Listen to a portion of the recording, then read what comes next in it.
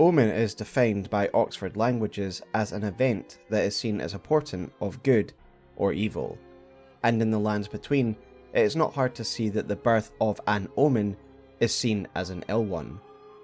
Translator Lokey states that the kanji used for omen could be translated as abhorred or taboo.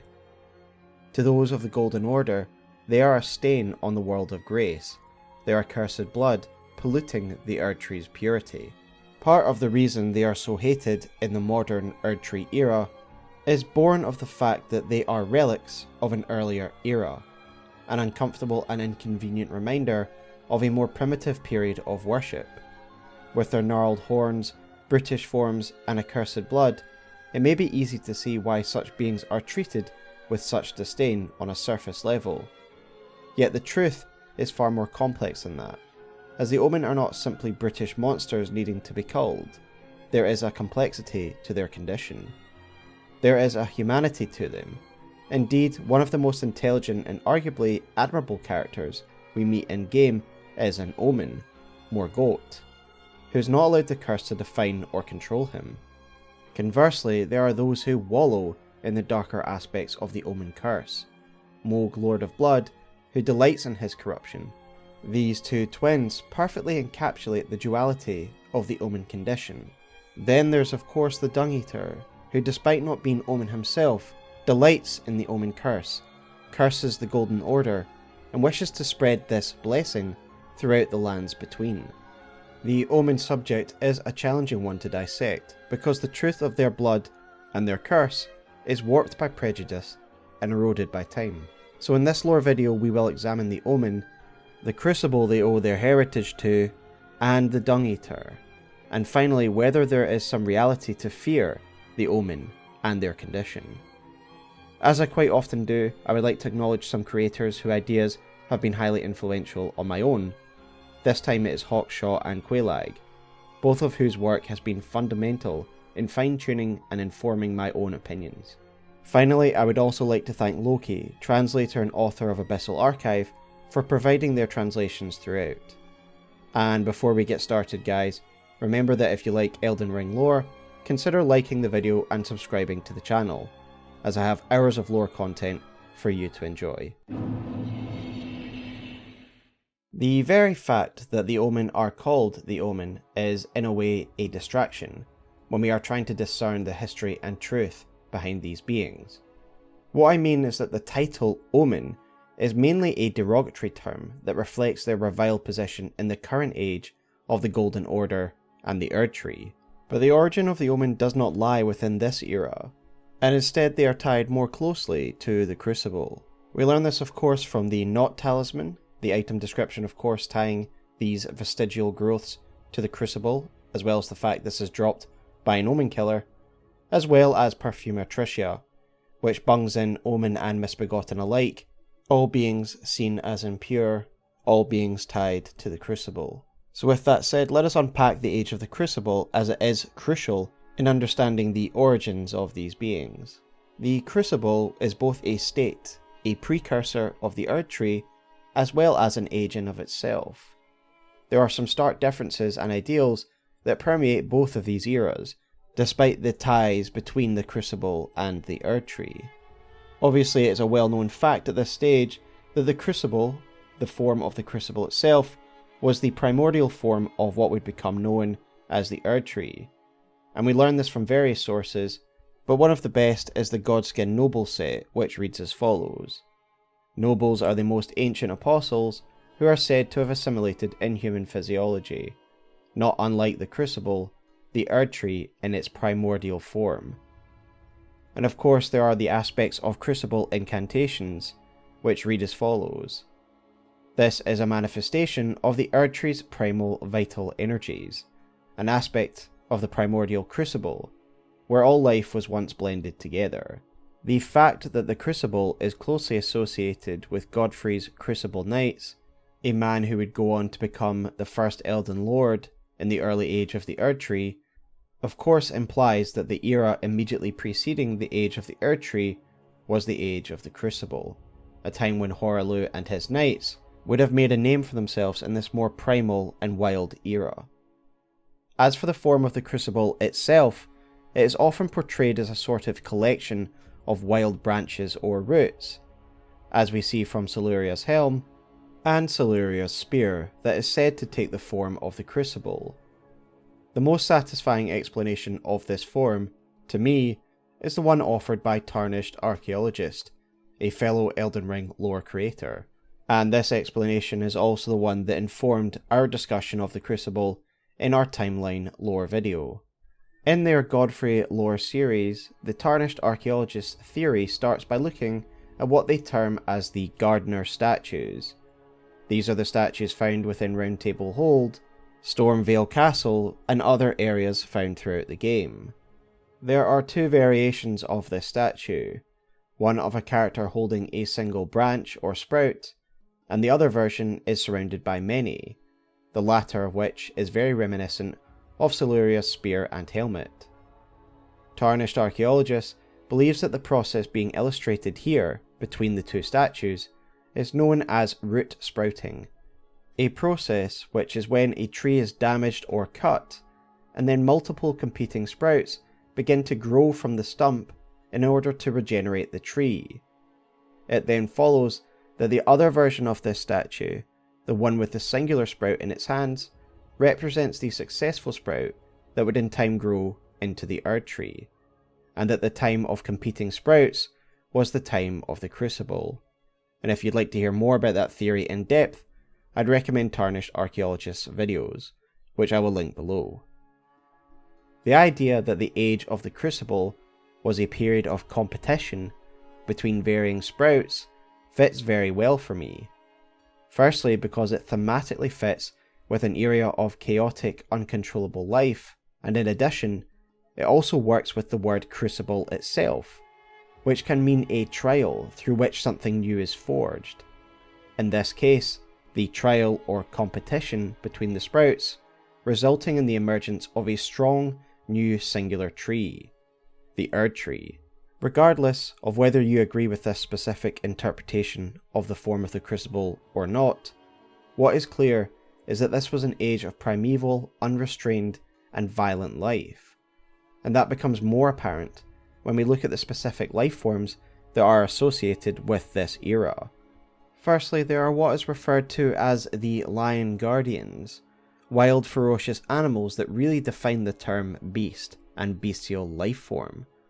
We know these creatures are associated with the Crucible, firstly due to their visual design, as they share some of the same blackened skin as the Omen, as well as the signature Omen horns. Secondly, we also see they are tied to the Crucible via an item they drop, the Old Fang, which reads as follows. These multiple overlapping fangs grow from a single root. Perhaps they're a vestige of the primordial Crucible. I think this item is a really important one, not only because it ties these creatures directly to the Crucible, but it also gets to the core of what I see the Crucible to be. To me, it is a time of unrestrained, chaotic, and primeval life, represented by too much growth, exaggerated life form, and vestigial limbs. This Old Fang item talks about multiple overlapping fangs. There are too many fangs here, overlapping and growing over each other, beyond purpose or reason.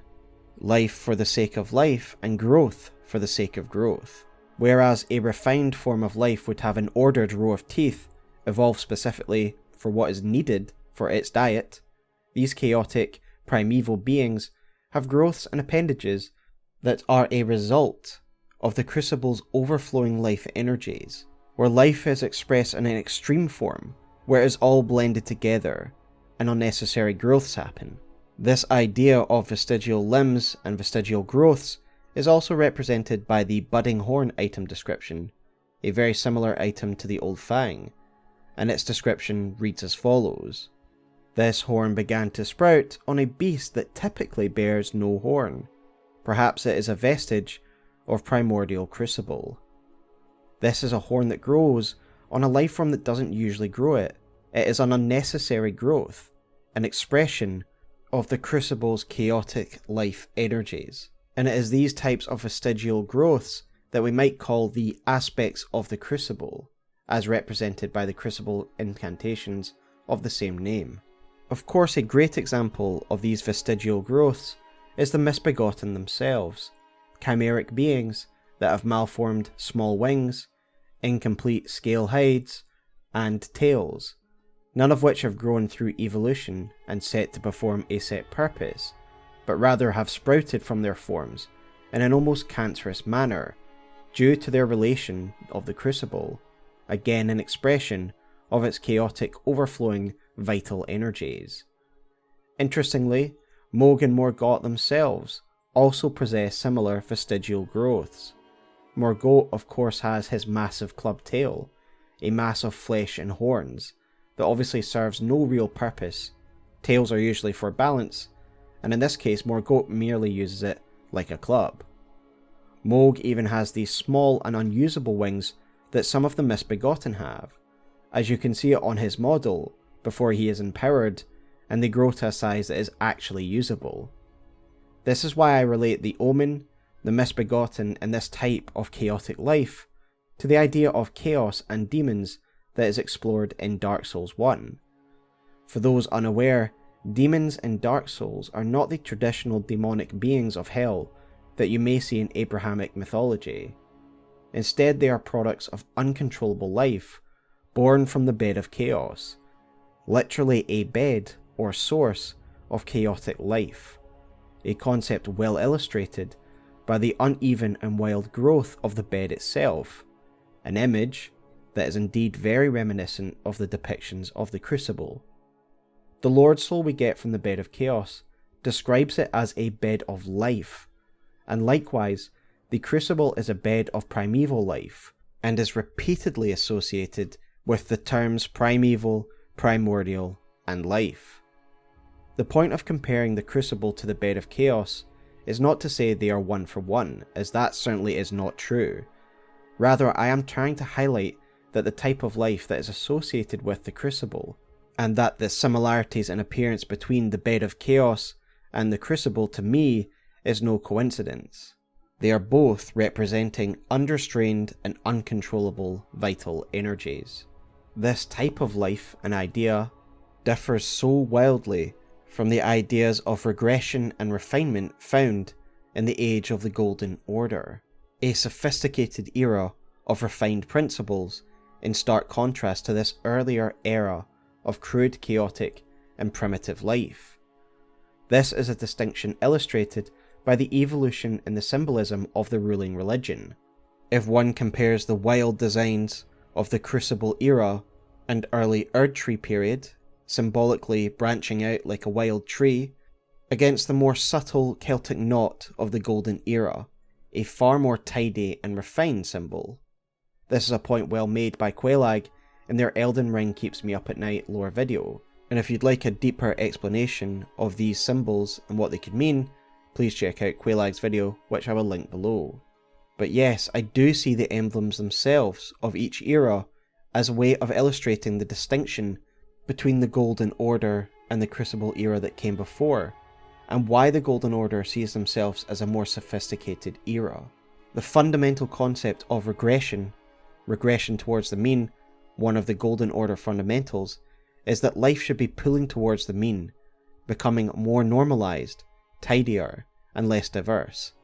This of course clashes wildly with the early era of the Crucible, in which life was unrefined, distinct from one another, and blended together. However, at the time of the Crucible, these expressions of life, these malformations, were not seen as cancerous growths, or evidence of a primeval time. Rather, it was seen as divine. And of course we learn this via the Crucible growth talismans, Knot, Scale, and Feather. Each of them read, "A vestige of the Crucible of primordial life, born partially of devolution, it was considered a signifier of the divine in ancient times, but is now increasingly disdained as an impurity as civilization has advanced." It of course makes sense that anything touched by the Crucible in this time would be considered divine. There was no Erdtree, there was only the Crucible. The Crucible was the expression of divinity, and so anything touched by these aspects of the Crucible would have been seen as special, much as later being touched by grace is seen as divine in the current era. This also makes sense when we consider that the Crucible itself was representative of chaotic blended life, and as such, wild appendages would beautifully mirror the rampant growth of the Crucible itself, which at this time was the idealized form of life. Of course, one of the other defining factors of the Crucible era is aggression, warfare, and martial prowess, best encapsulated by Hoarah, his arenas, his Round Table warrior culture, and his Crucible Knights. If you'd like a keen insight into the warrior culture of Godfrey and his Round Table warriors, I would recommend Tarnished Archaeologist's video on the subject, which I will link below. Strength, aggression, violence, competition, and bestial vitality. These are the pillars that define the Crucible era, and it is to this era, to these pillars, that the Omen owe their heritage. I think it is safe to say that having fully contextualised the Crucible era, that it is far more understandable that these brutish creatures would have been accepted within the era they owe their heritage to. They would not have been the way they are now, reviled and confined, and hunted. So with that said, let us move on to an analysis of the Omen themselves, who they are, what they are, and where they come from. The first thing to note is that, I'm sure most people are aware of this, is that the Omen aren't their own species. Rather, they do seem to be regular humans who have been afflicted by this Omen condition. We get hints of this firstly via the scale, feather and knot talismans, and given the features of each, we can almost certainly assign the knot talisman to the Omen, especially given it is dropped by an Omen Killer, and the fact that these knots look like the base of cut horns. Now again, let us read the item description of the knot talisman, which reads as follows. A talisman fashioned from a bony knot that embodies aspects of various creatures, said to have grown on the human body long ago. Grown on the human body long ago. And indeed, we get further proof that the Omen are born through normal reproduction, like regular humans, from the Omen Bairn items. Firstly, the regular Omen Bairn reads as follows. Doll of a Curseborn Bairn. Uses FB to unleash wraiths that chase down foes. Omen babies have their horns excised, causing most to perish. These fetishes are made to memorialize them. Please don't hate me, or curse me, please. So first thing to note about these items themselves, these fetishes that are carved to memorialize these children who are cursed. This was pointed out to me by Lokey, who identified the fact that this is akin to the process of Mizuko Kuyo, a water child memorial service, which is a Japanese Buddhist ceremony for children who have died through the birthing process in various means.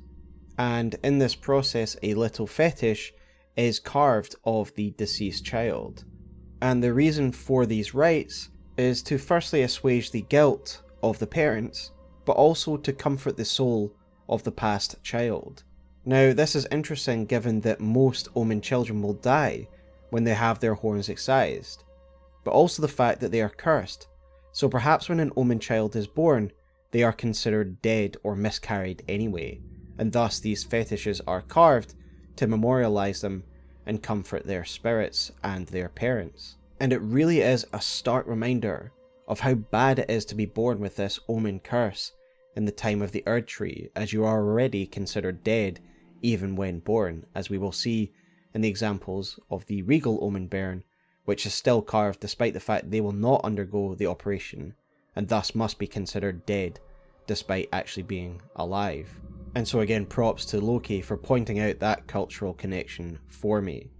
And as we noted at the beginning of this video with Lokey's translation, these are Omen children, people that are discarded or taboo, reinforcing the fact that these are humans who are afflicted and then discarded. So these are children born, cursed as any other regular human or demigod in some cases, not something that is a distinct species in of itself. This is of course reflected in the two most famous Omen in the mythos, Mohg, Lord of Blood, and the grace-given Lord Morgott. This shows that Mohg and Morgott were born of the golden lineage, both demigods, and were still able to be born afflicted with this condition. While it is not stated directly, I do believe that these two are born directly from Godfrey and Marika, because of the way in which Godfrey interacts with Morgott in an almost gentle-like manner, and as someone who is clearly familiar with Morgott. It's been a long while, Morgott.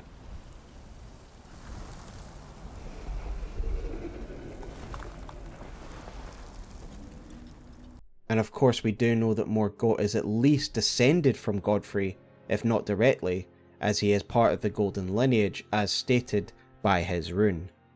But Mohg and Morgott are not the only examples of royalty who are afflicted with the Omen Curse, only that they are the most significant, for we learn that there are plenty of other royal omen via the regal Omen Bairn, and its item description reads as follows: Doll of a curse-born bairn from the Erdtree's royal line. Omen babies born of royalty do not have their horns excised, but instead are kept underground unbeknownst to anyone, imprisoned for eternity. These memorial fetishes are fashioned in secret. We will return to the social ramifications that are highlighted in this when we later view the persecution faced by the Omen, but returning to the Omen condition itself, it is clear that Omen can come about by any birth, whether they be demigods of Marika's bloodline or a more normal bloodline, and the Knot Talisman implies that this condition is the result of the Crucible or a connection to it. This curse or affliction is something that can affect any humanoid, and I will get to the specifics of what I believe the curse actually is momentarily.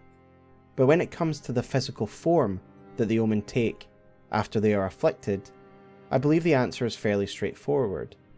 As we know from various sources, mainly the incantations of the aspects of the Crucible, that the Crucible was a cauldron of life, where life was blended together, the elements of different animals all coming together as one. Additionally, we have already linked the Knot Talisman to the features found upon the Omen, to their knotted horns, and the talisman itself describes these features as bones that are embodiments of various species. So in essence, I see the Omen as the Crucible themselves, humans that have taken on the elements of various other species in a way that makes them look inelegant and chaotic when compared to regular humans, and that their distinct features, the blackened skin and the horns, are taking elements from many different lifeforms blended together. One of the many interesting points that Hawkshaw makes in their Colours lore video is the relevance of an item description found in version 1.0 of the game, the turtle neck meat. In the current version of the game, it has a very uninteresting description. However, in version 1, it read the following: Turtle meat is said to boost virality, but none in the lands between seem to have much appetite for it these days. In the lands between, the urge to reproduce has waned long ago. So this is of course referring to reproduction and the appetite for it. And my surface level takeaway from this is that it may be a combination of the Golden Order's views on refinement, seeing traditional mating is a more bestial activity. In regards to aesthetics, the Golden Order clearly takes after the medieval era Catholic Church, and this is also in the way that they view the more pagan, tree-worshipping era of the Crucible.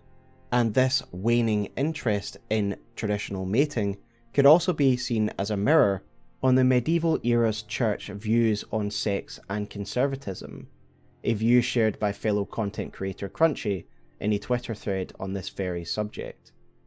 However, what if it was in part also a practical solution to the Omen problem, not just a view of conservatism?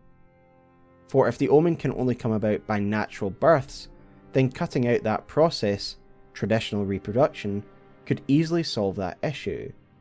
Indeed, the births of the Omen could have served to reinforce the conservative ideas on reproduction that the Golden Order has, the Omen standing as proof that reproduction is a backwards practice, It isn't hard to see that a recycling of life through Erdtree and Erdtree burial may feel more pure for those of the Golden Order, as this would not only connect all life through the Erdtree, where the dead are buried, and recycled as new life through the Erdtree, all life being controlled and connected to its grace.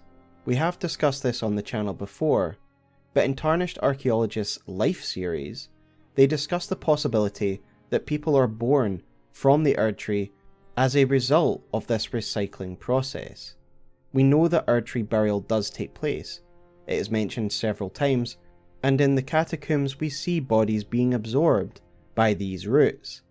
And in these very catacombs, there are doors. On these doors are depictions of Erdtree burial, and at the top of these same depictions, in the branches of the Erdtree, there seems to be pods or people being born from its branches.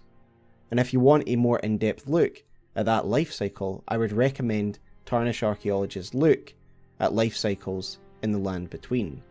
The puritanical view that life should be connected through the Erdtree and touched by it is of course something we see in the greatest lore item in the game, the Albinauric Bloodclot, which reads, "Albinaurics are life forms made by human hands.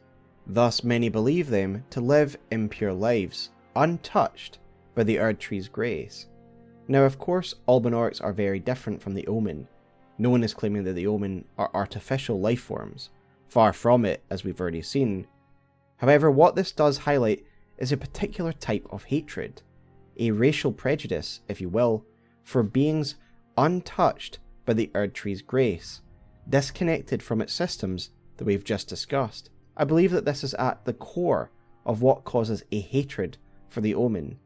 Yes, they are hated for other reasons, for their bestial nature and their connections to an earlier, more primitive era, but what makes them Omen? Why are they so feared? Well, I do think this is connected to the idea of not being touched by the Erdtree's grace, and in fact, being very much disconnected from it. There is something darker to the Omen that we get glimpses of through small pieces of lore that explore the ideas of soul and a lack thereof. The Misbegotten and Crucible Knights also receive less than stellar treatment in the current era. The Crucible Knights, once the foremost champions of the ruling order, are forgotten and reviled, found at the fringes, even alongside Misbegotten in some cases. The Misbegotten are also treated like dirt, a slave class, to the point where Edgar, Castellan of Castle Morn, cannot even fathom why his abused slaves would want to rebel against him. Yet, despite these bad treatments of those who are connected to the Crucible, there is a special fear reserved for the Omen, as is suggested by their very name. It is sinister and ominous, compared to the title of Misbegotten, which is less about fear and more about othering what the conventional society would see as an odd, chaotic, and unreformed form of life that is lesser. And so I think Hawkshaw put this across very aptly in their video on the Perfumers. While we may focus on the brutal and unjust way in which the Omen are treated, which is no doubt horrific, we still need to stop and pause to ask a simple question. Is there something dangerous about the Omen? And is there some validity to the fear surrounding them that goes beyond this racial prejudice? And I think the answer is yes, and it is best explored through a certain despicable character. So let us now explore the Dung Eater and the nature of the Omen Curse. The Dung Eater is a curious fella, so let us break him down because I do believe he is the best vessel through which we can understand the Omen Condition and the nature of their curse. Firstly, he is one of the Tarnished, like us, and he is listed in the roster of heroes alongside Fia, Gideon Ofnir, and Horalu. And like the others, he is granted grace, as we do see an aspect of grace, the little golden light, next to each of these champions. Most of them have been killed, and seem to be resurrected when grace is granted to them. And the fact he is granted grace is an important point that we will get back to shortly. Now, what is apparent from his introductory slide is that he is not a very well liked individual, since he is introduced as the loathsome Dung Eater, and in his image, he is hanging from his neck, being killed by society for some crime. And via information that we get from Mohg, he seems to have been locked up in a jail at some point. And just a side note, I believe that he himself has locked himself in his current jail, and this is not the one that Mohg is referring to, but we will get back to that shortly. And the more we learn about this individual, it becomes clear why he would be imprisoned and why he would be hanged by a society. Mohg, a criminal himself, is absolutely terrified of this man. Does all sort of shit to the corpses to keep them cursed forever. I ain't seen nothing more disgusting in all my years. I ain't ever been more scared neither. Rooted to the bloody spot while he did that to my friend. So what does he do to people? Why is he called the Dung Eater? What are his aims, and why is he so feared? Well, the first question, why does he do this to people? We can get an understanding of some kind of motive from his distinctive armour set, which happens to be one of my favourite in any Souls game. It is fittingly named the Omen set, and has two key bits of lore, one from the unique chest piece, and one from the rest. So first of all, let us look at the description of the helmet, which reads, malformed helm resembling an omen with its horns cut off, worn by the Dung Eater. Its form is a vision of the landscape of his mind, and of his appearance as he wished to see it. The heart of an omen, without the body to match. Could there be any crueler existence? What does it matter then, if the curse claims all? And now let us read the chest piece item description, so we can unpack all this lore together. Worn by the Dung Eater, the heavy, sun-shaped medallion represents both the guidance he once saw, and the ring to which it will one day lead.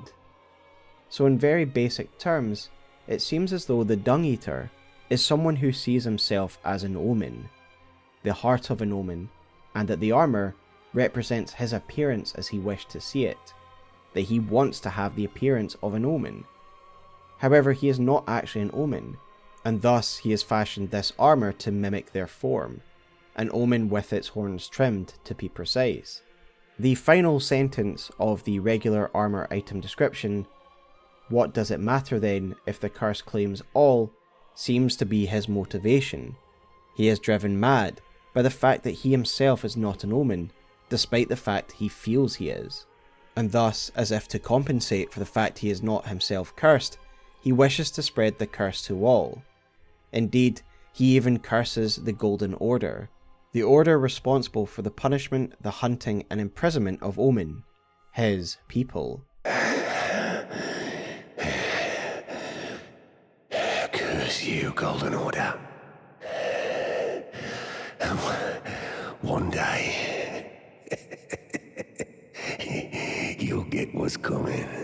To him, the Omen Curse in the Omen form is a blessing, and passing it to everyone in the world seems to be a singular purpose for the Dung Eater.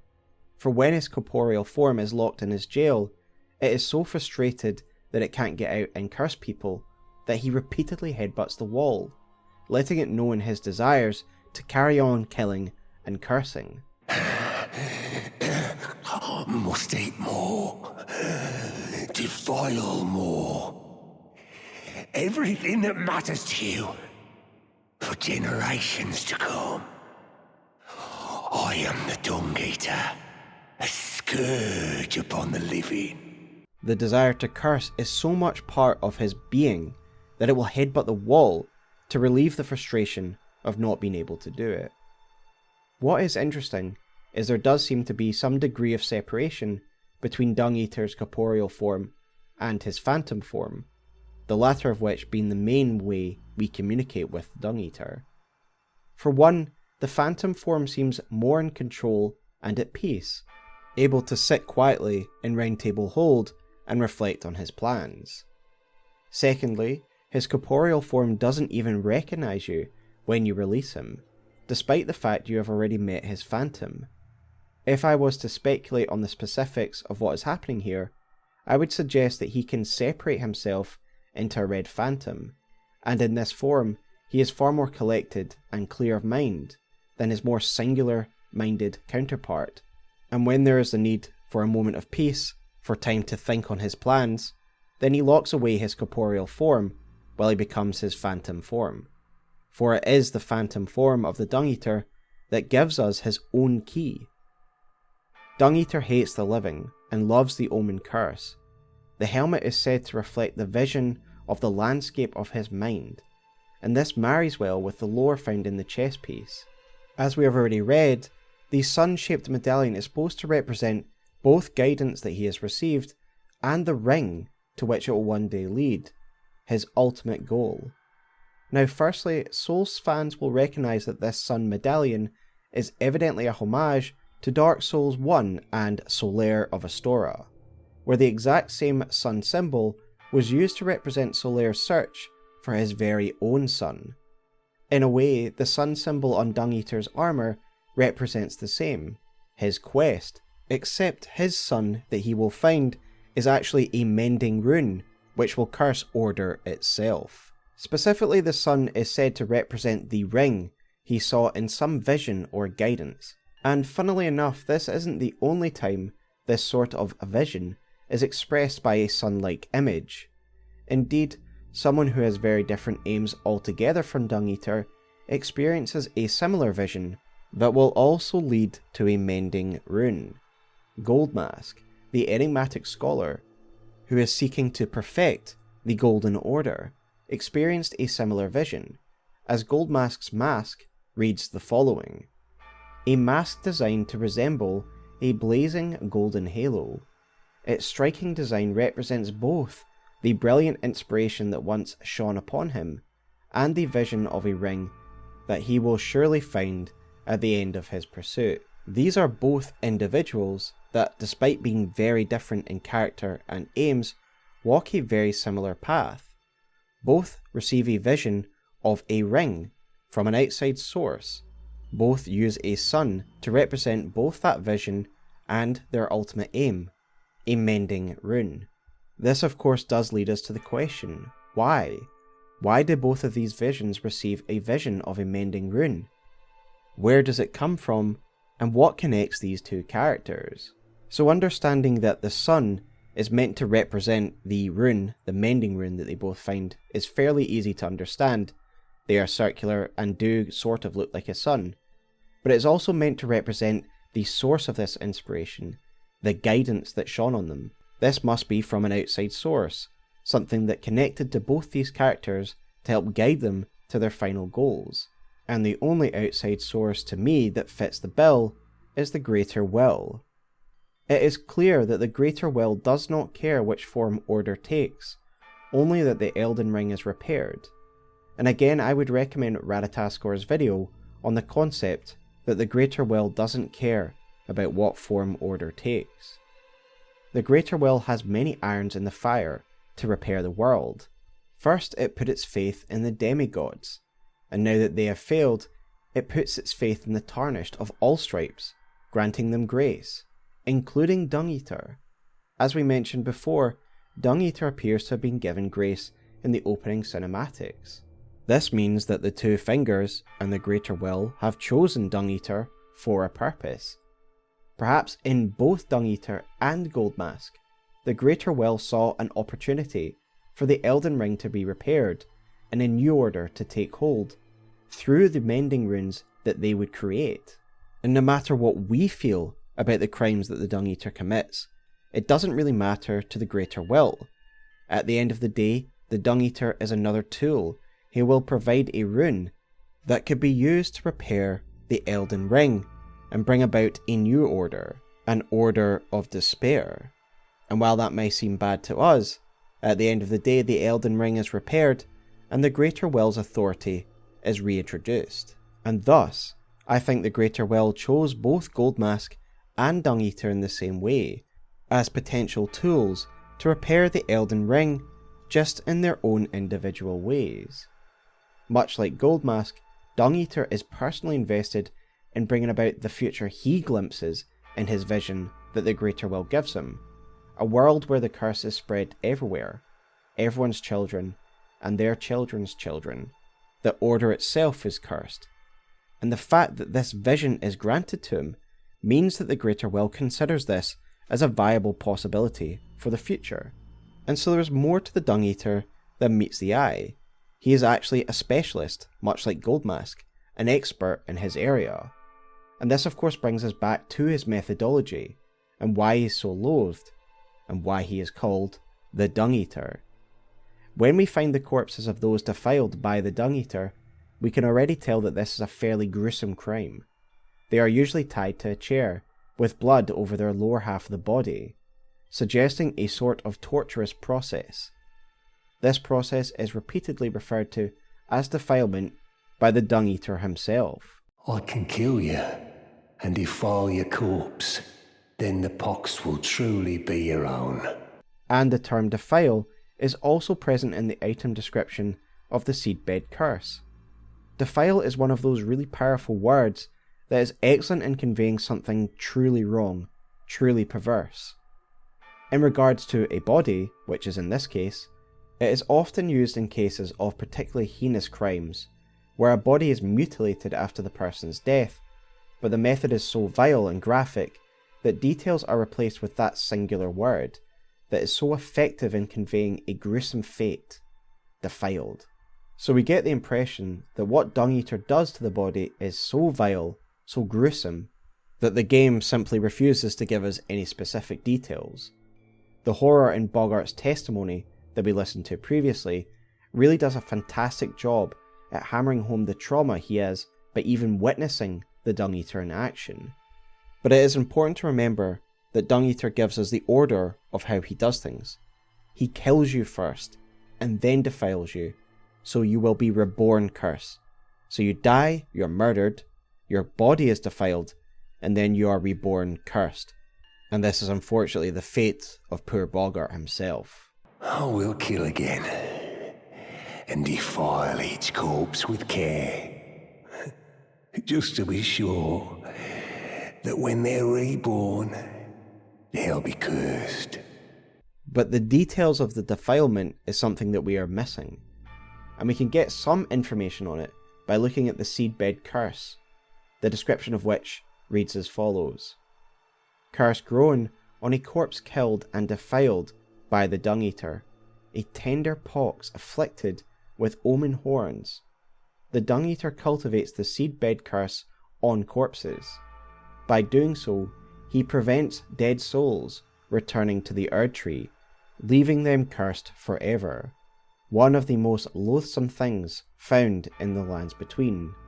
So again, this has to be one of the most lore significant items in the game. There's just so much here. Firstly, it links the condition of defilement to the Omen Curse, due to the omen horns that sprout from the seedbed, and we will return to this later. But aside from that, it tells us something else dramatic. The process by which the Dung Eater achieves these growths to cultivate these seedbeds is by preventing souls from returning to the Erd Tree. Again, relating back to that disconnect between the Omen and the Erd Tree, that they are untouched by the Erd Tree's grace that I alluded to in the earlier chapter. The taking of a victim's soul, combined with his name Dung Eater, has led to some in the community coming up with a fairly satisfying answer as to exactly what his process is, what this defilement is. The source for my information on the subject comes from Reddit, and unfortunately the original Reddit user has deleted their account, so I can't credit them. But in an excellent post, they tie the Dung Eater's name and process to Japanese folklore. They explain that in some Japanese folklore, there is a concept known as the Shirko Dama. This is a hard ball found within the backside that contains one's soul. In this same folklore, there are the Kappa, a mythical goblin creature that seek to steal this ball and devour it, and so essentially steal the soul, this hard ball, from the victim's rear end. And I don't want to explain it in any more graphic terms in case I get demonetized. But to me, this is the most satisfying tie-in to what we know about the Dung Eater. he takes the soul via the rear end and then devours them, hence the Dung Eater, the Soul Eater. It would explain his unfortunate title. If he is devouring, eating this soul from the victim's rear end, it would be dung eating. And it would explain the word defilement and the sheer horror expressed by Morgott. This is a pretty horrific sounding process, and no wonder it would lead to a society hanging a madman who was stealing people's souls in this way. Indeed, this would also explain why the blood of the victims that have the seedbed curses on them seem to have their wounds on the lower half of the body. To those skeptical about this connection, I would also point out that this is not the first time that From Software has alluded to this concept, and in fact it's actually been done more directly in Sekiro. In Sekiro there are certain type of spirit enemies known as the Headless, and one of their grab attacks involves extracting a hardened stone from Sekiro's rear. And there can be no doubt that this is a soul-eating grab attack where the soul is found and pulled from Sekiro's behind. So it is as if Dung Eater is stealing people's souls after they are dead and consuming them, denying a connection to the Erd Tree. Indeed, Roderica seems to imply that these souls, the souls that he has devoured, are still connected to the Dung Eater. Tortured spirits that are denied rest, that follow Dung Eater around in a maelstrom. The howling and wailing of spirits in fear of the curse. I can even hear the repulsive twisted malice in itself. Now, all of this is interesting, especially the mention of souls in the Seedbed Curse item description, because the concept of a soul isn't mentioned much at all in Elden Ring, compared to Dark Souls or Demon Souls, and yet it is used repeatedly in the story of the Dung Eater. The resulting removal of a soul from a human in this manner results in these seedbeds that have omen horns growing from it. A seedbed literally means a bed from which things grow or germinate. So from a soulless corpse, the Dung Eater literally cultivates a little bit of the Omen Curse, directly tying the Omen Condition to the idea of soullessness, and this process done by the Dung Eater. Yet this is a drop in the ocean ultimately.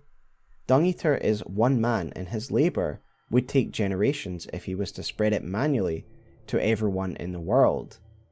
Upon his defeat at our hands, he eventually realises that the guidance he received is the ultimate answer to his quest, and that he is not just to do the dung eating anymore, but in fact his flesh is to become the vessel for these seedbed curses that will eventually germinate something that will curse Order itself. There you are.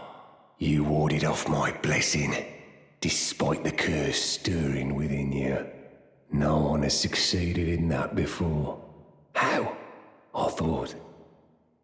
Then it hit me that you are, in fact, me. And I am the Dung Eater. It is my flesh that must receive the blessing. Give me your blessing. Defile my flesh with the seedbed curse, again and again, until it is done, until a cursed ring coalesces that may one day defile Order itself. Countless I have killed, and countless I have defiled, and soon the fruits will be born. Hundreds will be reborn cursed, and they'll bear thousands of cursed children, who bear tens of thousands more. A few of those will be born just like me, and they'll kill and defile and bless in my stead. The rotten fools. My fate was the grandest, most brilliant of them all. He will no longer be an instrument of defilement, rather the vessel for it. His body is now to be defiled, and the result will be a more cosmic and wide-reaching curse that will be gestated within him, that will spread his curse throughout all of Order. However, we will return to the Dung Eater and his mending rune at the conclusion of this video, but for now I want to return to the Omen and the matter of their soul, or a lack of it. Now, we spoke about the Omen and their physical form before, but we didn't speak about their power. For there is a power to the Omen, and their confinement isn't just one of prejudice, though that certainly does play a part, as we have already discussed. Both Morgott and Mohg have power within their blood. Mohg's power seems to have been intensified by his contact with the Formless Mother and his blood being ignited, and the power of Morgott's cursed blood is unleashed when we push him to the brink during the battle for the Elden throne. In Hawkshaw's Perfumer lore video, they make the great point that there seems to be a relation between the Omen horns and the power of the Omen. Specifically, Omen horns grow in the Seedbed curse, implying that these horns are directly tied to the curse itself, and more importantly, it is only horned Omens that can utilise their more advanced powers. Those with trimmed horns are reliant on their brute force only.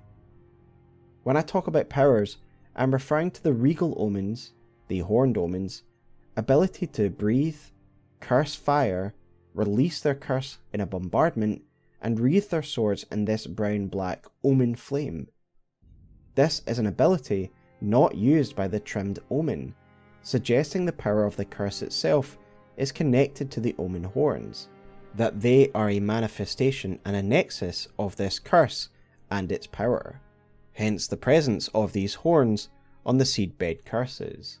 Now, the colour of these powers is fairly unique, and it shares a similar hue with the Death Hex Magics, with a black core, only it has a golden brown glow to it rather than the white blue of Death Hexes.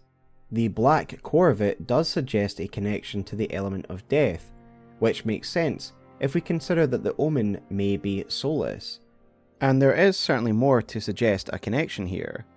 When you enter Godwyn's dream, you see a unique skybox that is not seen anywhere else, that is obviously meant to reflect the lifeless curse eating away at the inside of him, the life within death within him. However, there is somewhere else we see a similar skybox, and this is in the Age of Despair ending, the Omen Curse ending. Perhaps this is just a reuse of assets and I am looking too closely into this, however it could be a reflection of the similarities between these two states of being. Both are beings that are unable to die properly and return to the Erd Tree. But that is just speculation, and the connection is up to you to decide. What is more interesting, however, is that the colour of the Omen Flame is identical in colour to the powers used by the Wraith Callers and the Revenants, as well as the same colour as their portals that both the Wraith Callers and Revenants spawn from. The Wraith Callers are the hunched over beings who ring the bells that fire cursed projectiles at us, and their bell, the Wraith Caller bell, reads the following. Bell used by worshippers of Revenants. Wraiths are said to be the vengeful spirits of those who died when cursed. Interesting, isn't it? We've talked about beings that die when they're cursed, and that they are disconnected from the Erd Tree, that their souls are prevented from returning to the Erd Tree. And these brown-black projectiles summoned by the Wraith Callers seem to be wraiths, the spirits of those who have died cursed, and are unable to move on, and are now manipulated by these Wraith Callers. And these same powers produced by the Wraith Caller bells that are fired at us, as well as the effect when Revenants are summoned, are the same powers produced by the Omen Bairns and the Omens. The Omen Bairns also describe these projectiles as wraiths, and when you use the Spirit Caller bell to summon these wraiths, it is the same black-brown projectiles that the Omen use. And this leads us to conclude that the powers that the Omen themselves tap into is similar to these Wraith Caller bells, i.e. they are manipulating wraiths, these lost, cursed souls. They somehow have a connection and are able to manipulate cursed souls. The Royal Revenants, the most annoying enemies in the game, are also described as cursed by their associated note. And while we may speculate on how their grafted form came to be, it is clear that the Royal Revenants are cursed, soulless beings. and it is fascinating to tie the Wraith Callers, the Revenants, and the Omen together, not only by the colour of the magic associated with them, but also with the term cursed. So I do think it's clear that the Omen and those cursed exist in a state of unrest, souls unreturned to the Erdtree that are denied a proper afterlife, a proper death. And this horrible state of cursed life is no doubt what awaits those who meet the Dung Eater and his defilement. And perhaps it is this intrinsic link between the Omen and the cursed spirits that allow them to tap in and summon these cursed wraiths. Perhaps they are able to call on the restless souls that have been touched by their curse and unleash them in an aggressive fashion. Roderika senses a maelstrom of restless spirits surrounding the Dung Eater. Perhaps the Omen too are connected in a way to those that are cursed, that they are all connected together somehow. Indeed, we do get an inkling that the Omen are in fact haunted by these restless, cursed spirits. The Omen smirk mask reads the following: bears the smirking face of an elder, twisted in wicked delight. This visage is carved in the image of the evil spirits that haunt the Omen in their nightmares. Indeed, whenever we see Omen sleeping, we do see that it is a fitless, restless sleep, and I have long pondered what the spirits mentioned in the Omen smirk mask are, but having now realised the connection of the spirits to the wraiths of the Wraith Callers, and the dialogues of Roderika describing a maelstrom of restless souls, I believe that the spirits that haunt the Omen are very much the same as the spirits of those who died when cursed, these wraiths, that can be manipulated as the brown-black energy via the Omen themselves. I would suggest that the Omen, being cursed beings, are connected to these cursed spirits.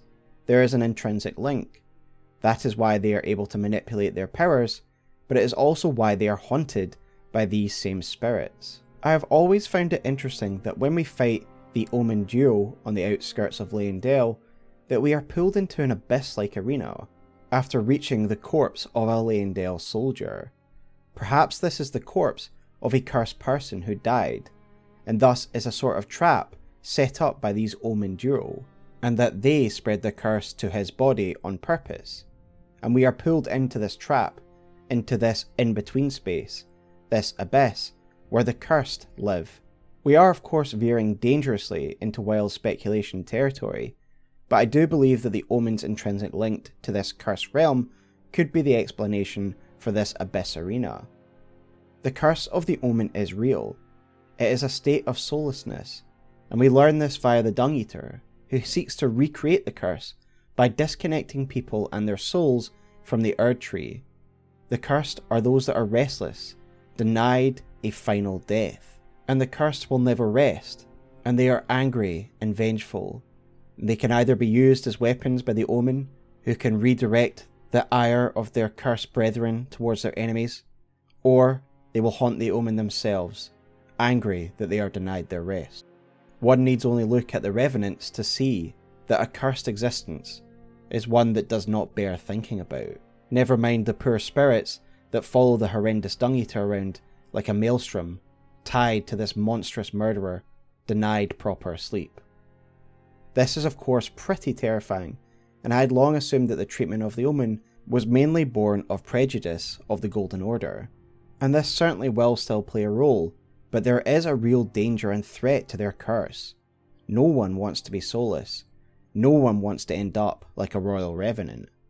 So props to Hawkshaw for stimulating the discussion on the Omen and making me reassess their position and their curse itself.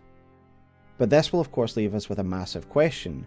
We now understand that being cursed is having your soul taken and being denied returning to the Erdtree, that you exist in an in-between state as an angry spirit, denied a true death and a true afterlife. But how?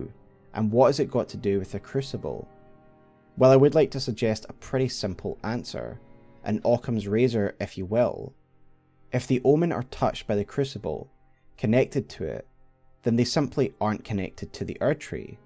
In an era where the Erdtree is the nexus of life and death, the Omen find themselves outside this order, connected to a power that is long past. It is a very similar position to those who live in death, beings who simply fall outside the current order of the Erdtree, the life cycle of Erdtree burial and death, and simply cannot find death. The Omen are from an era where death was very different. Before death was confined by the Golden Order, there was normal death, and perhaps the Omen, being connected to the Age of the Crucible, just don't fit within the Erdtree ideas of life and death. Like those who live in death, they simply fall between the cracks of the Golden Order's refined logic, unable to die and unable to return to the Erdtree as they are not connected to it. They are cursed, and thus the Omen state of being is simply having a soul that isn't connected to the systems of the Erdtree, and this is the process and state of being that the Dung Eater seems to want to recreate artificially by devouring the souls of those he slays, so they too don't return to the Erdtree, and in a way become Omen, become cursed. And with that said, I now want to talk about the treatment of the Omen at the hand of the Golden Order before finally returning to the Dung Eater, and the conclusion of his story. As I have just mentioned, my re-examination of the Omen Curse was spurred on by Hawkshaw's excellent video on the Perfumers, in which they present a fascinating theory on how the persecution and hunting of the Omen began, and how it relates to the history and development of the Perfumers and the Omen Killers. This theory is generally anchored by two key items: Perfumer Tricia's ashes and the Omen Smirk mask. I of course want to reiterate that what follows is just a theory, but it is one that I've found extremely compelling. In Perfumer Tricia, we find at least one perfumer who is trying to help the Omen, not hunt them. And Hawkshaw suggests that this should not be seen as an isolated case, but instead illustrates what might have been the initial response by the apothecaries of the capital, viewing the Omen condition as a sickness to be cured, and initially the Omen as their patients. Hawkshaw suggests that perhaps the knowledge about spirits that haunt the Omen, described by the Omen Smirk mask, was discovered as part of ongoing treatment, that the Omen may have conveyed this as a symptom, a discussion between patient and doctor. After all, the first of the Omen Killers was a perfumer, Rollo, and how else would he have the knowledge to craft the Omen Smirk mask? How would he know about these spirits unless he or some of his brethren had dialogued with the Omen? And while we may initially view the Omen Killers as psychotic fiends, the details of Rollo himself paint a rather different picture. Rollo's ashes read as follow: Spirit of Rollo, known as the first Omen Killer. Once a famous perfumer, Rollo imbibed a physic to rid himself of emotion, thus enabling him to enact his nightmarish labour, hunting the Omen. So actually quite far removed from a cold-blooded killer, Rollo actually needed to take an emotion-removing potion so he could do what needed to be done. The description even refers to it as a nightmarish labour, far from what we'd expect for a merciless killer who takes a joy in his work. Hawkshaw even suggests that their appearance, the appearance of the Omen Killers, with an apron and massive cleavers, is akin to a butcher, with the killing of these Omen not a pleasure, but rather a labour undertaken by a professional. Indeed, the word butcher is used in the description of the Omen Killer robe, and this also does seem to be an accurate assessment by Hawkshaw, because Lokey translates the kanji for killer in the name Omen Killer as butcher or slaughterer. The impression that this all gives to me is one of a doctor seeing a disease that cannot be cured and must be excised, doing what needs to be done despite how horrific the task may be. So I think this suggestion of a doctor-patient relationship existing prior to the emergence of Omen Killers between perfumers and Omen is a pretty solid one, as it would explain a few other things. As we've discussed, it would explain how the Omen Killers know about the spirits that haunt the Omen. Secondly, the cutting of Omen horns. Perhaps this is a surgical procedure. As we have already discussed, this does actually seem to have a practical effect, as it curtails the powers of the Omen, a determination that may well have been discovered during the course of treatment and the works of the perfumers to try and cure the Omen. However, as Tricia's ashes suggest, there is no cure, and the best that she and others of her kind can do is help the Omen pass peacefully. With this, and everything else we have seen about the Omen Killers, the narrative suggested would be this. The perfumers started to treat the Omen. They cut their horns to try and reduce the effects of the Omen Curse, and they learned about the spirits. But eventually it was determined that this was not just a illness, it was in fact a permanent condition. And so the answer to the Omen question was divided. As the Omen are actually dangerous, as we have looked at throughout this video. No one wants to die soulless, no one wants to become cursed. And so those who had the stomach for it followed in Rollo's footsteps, enacting a great slaughter, seeing it as the only permanent and true solution to this condition. It seems that the establishment took a less direct, but no less cruel route. Those who were born Omen of common blood would have their horns excised in a brutal surgery, and this would either curb their powers or kill them completely. Either way, it was a good outcome for the establishment. Those lucky enough to survive would be indentured and collared, and used as shock troops, with even their swords being charmed to disintegrate, in another method of control, so that once the Omen were used up in battle, they would disarm themselves. Yet this of course presented somewhat of a dilemma for the royal household, as they had their own children that would begin to be born with the Omen Curse, and of course, the royal family couldn't risk their progeny being killed in the brutal excising of their horns. And so, they would be imprisoned, a half measure that would preserve the guilt of killing their own royal progeny, but would also keep the Omen out of harm's way. We know from the regal Omen bairns that this was a process done unbeknownst to anyone, and the memorial fetishes were carved in secret. These imprisonments were done in secret to hide the hypocrisy of the royal family, that their children wouldn't be subject to the same brutal treatment of regular Omen, that they got special treatment and were allowed to live. And ultimately, while this might assuage the guilt of the royal family that their kin's blood was not in their hand, this was cold comfort for those who were actually imprisoned. They were forced to live in sewers like beasts. Morgott and Mohg were given shackles, as if extra care was made that these two would not escape. I think it is fairly clear that the hatred for the Omen will certainly have happened in the age of the Erd Tree. The scale, knot and feather talisman make it clear that the Omen were in fact divine back in the time of the Crucible, and if my theory about their condition is correct, I believe that their curse, a curse which prevents true soul death, would not have been a thing back in the Crucible era, an era where death was not yet confined and people could die normally. Indeed, Godfrey's reverential treatment of Morgott stands out. Aside from Tricia, there's no one else we see give such kind treatment to an Omen. But it again fits with everything we know about these characters, because Godfrey is a man of the Crucible. He thrived with his warriors in that more bestial era, and thus certainly wouldn't have seen the Omen in the same way that the modern adherents of the Golden Order do. And as a result, we see a touching scene of a man putting his son to rest, despite his condition. But is there hope for the Omen? This brings us back to the ultimate fate of the Omen, the Mending Rune, and the Dung Eater. While very different in presentation, I see Dung Eater's quest as analogous to Fia's, and what Fia does for those who live in death, Dung Eater can do for the Omen people.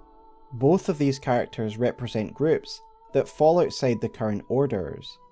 Both are groups of restless spirits disconnected from the Erd Tree, denied proper rest. Both of these groups are unrepresented by the current order, and both are hunted by the Golden Order. And thus, both of the Mending Runes seem to want to incorporate these outsider groups into a new order that will put them at the forefront. In both cases, I do not believe that this Mending Rune will cure their condition. It will not cure those who live in death with the Mending Rune of the Death Prince, nor will the Omen be cured with the Mending Rune of the Fell Curse. Rather, it will make their conditions the New Order. For example, in the case of the Mending Rune of the Death Prince, it reads as follows: formed of the two Hallowbrand half-wheels combined, it will embed the principle of life within death into order. It will embed the principle of life within death. Not that it will restore mortality or death as it was before. Rather, this age of the Dustborn is the age of life within death, and the Prince of Death, the concept of life within death, is embedded into the New Order as it is now. With that said, let us look at the Mending Rune of the Fell Omen, and how this ring comes to be. We had discussed previously, the Dung Eater realised that he was to be the vessel for a new blessing of despair, that this was the vision that was granted to him, and so he urges the player to feed him the seedbed curses that have grown upon his victims, to inflict his body with defilement.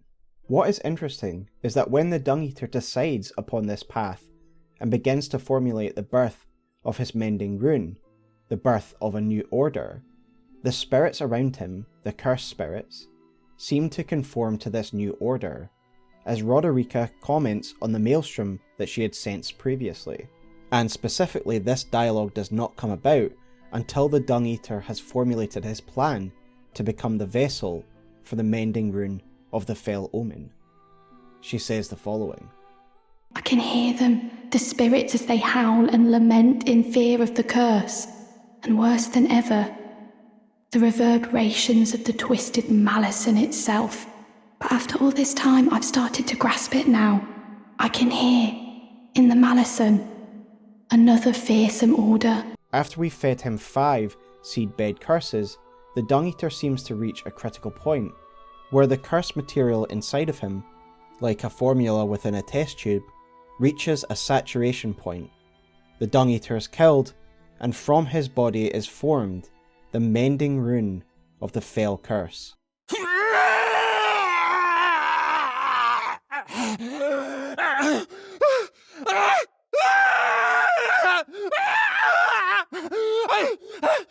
Unleashing upon them a curse blessings to war. This is a new rune, literally made of the curse itself, formed from the cursed souls that the Dung Eater has spread throughout his life.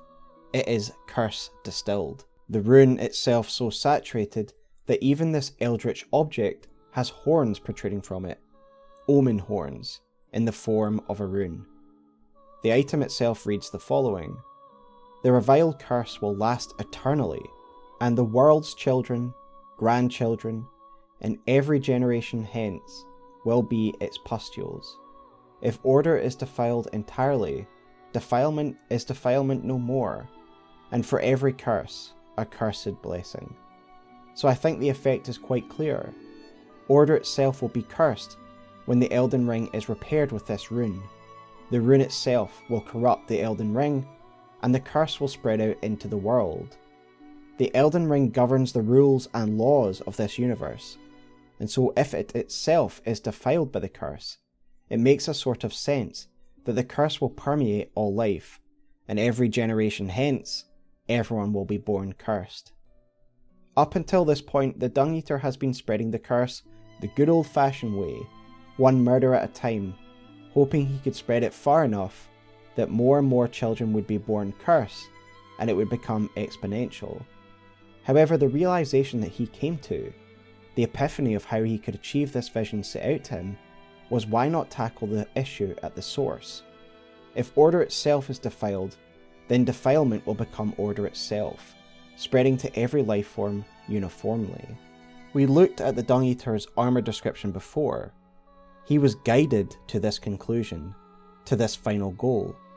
The Greater Will considers this to be a victory. And while we may consider this to be a vile outcome, all the Greater Will sees is a new order established, and its Elden Ring restored, through the hard work of the Dung Eater.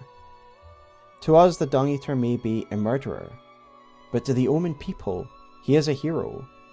He cares about their condition. He wants to be one of them. Even as he's tied to the chair, taking the curse himself, going through unimaginable pain, he utters a curse to the Golden Order. It will get what's coming to it. No doubt this is vengeance. Vengeance for the Omen people. And in a way, it is a satisfying conclusion. The Golden Order mercilessly treated these people, and here we have the Dung Eater sacrificing himself so that they may be ascended. And while we've pointed out the dangers of the Omen Curse and what it represents, does it really matter if everyone is cursed? If the Omen becomes Order itself? So thanks guys, that is my video on the Dung Eater and the nature of the Omen Curse.